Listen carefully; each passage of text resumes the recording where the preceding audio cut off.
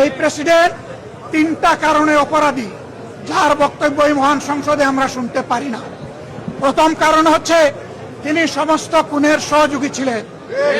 তার আমলে যে খুনগুলো হয়েছে, একটা খুনের বিরুদ্ধেও তিনি শাসক গোষ্ঠীর প্রতিবাদ করেন নাই। সেই খুনে তিনি কোনো ব্যবস্থা গ্রহণ করেন নাই।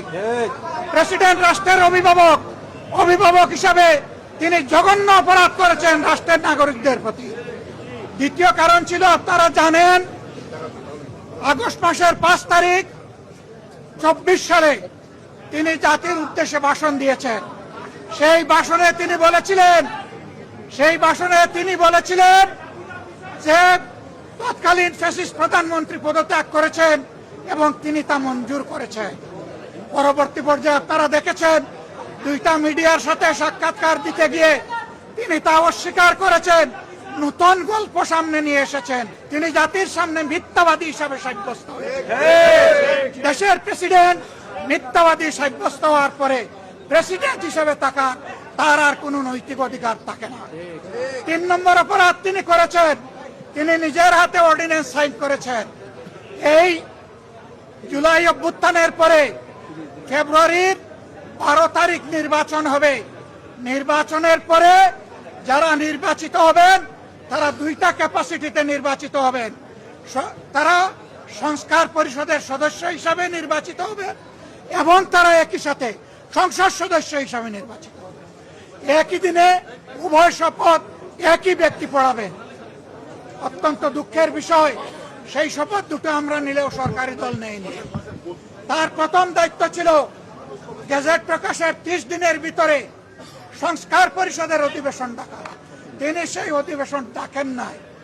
গণভোটে হার পক্ষে ভোট দিয়েছে 70% মানুষ।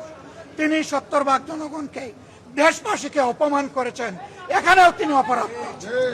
এই 3 অপরাধের কারণে আমরা তার ভাষণ শুনতে চাইনি এবং আমরা সরকারি দলকেও অনুরোধ জানিয়েছিলাম, স্পিকার মহোদয়কে অনুরোধ জানিয়েছিলাম তাকে যেন ভাষণ দিতে দেওয়া না হয়। তারা আমাদের কথা গ্রাহ্য করেন নাই। আমরা সংক্ষুব্ধ হয়ে সংসদ থেকে বের হয়ে এসেছি। আমরা আগামীতে এই সংসদে কোনো অন্যায়কে আমরা বরদাস্ত করব না এবং মেনে নেব না। আমরা জনগণের স্বার্থের পক্ষে লড়াই করে যাব, অধিকারের পক্ষে লড়াই করে যাব। প্রিয় দেশবাসী, আমরা আপনাদের সাথে আছি, আপনাদের অধিকারের পক্ষে আছি, আপনাদের রায়ের প্রতি আমাদের সম্মান আছে। আমরা আছি আপনাদের সাথে, আপনারাও থাকবেন আমাদের সাথে। সাংবাদিক বন্ধুগণ, আপনাদেরকে আমি মহোদয়, গত 1.5 বছর এই রাষ্ট্রপতি 133টা অধ্যাদেশ জারি করলো, তার সই জারি হলো। সেই অধ্যাদেশের জুলাই সনদে আছে, সেই ব্যাপারে তো আপনারা কোনো বক্তব্য দেন? আমরা দফায় বক্তব্য দিই, আমরা মূল জায়গায় বক্তব্য দিয়েছি। ধরে একটা করে বক্তব্য দেওয়ার কোনো দরকার নেই। আমরা তার নৈতিক বৈধতা বহু আগে অস্বীকার করেছি, প্রত্যাখ্যান করেছি।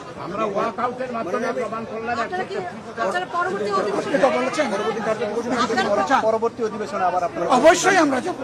আমরা জনগণের পক্ষে কথা বলতে এখানে এসেছি, জনগণের অধিকারের জন্য লড়াই করতে এসেছি। এই সংসদ কারো একার নয়, এটা 18 কোটি মানুষের সংসদ। আমরা তাদের প্রতিনিধি হিসাবে অবশ্যই আমরা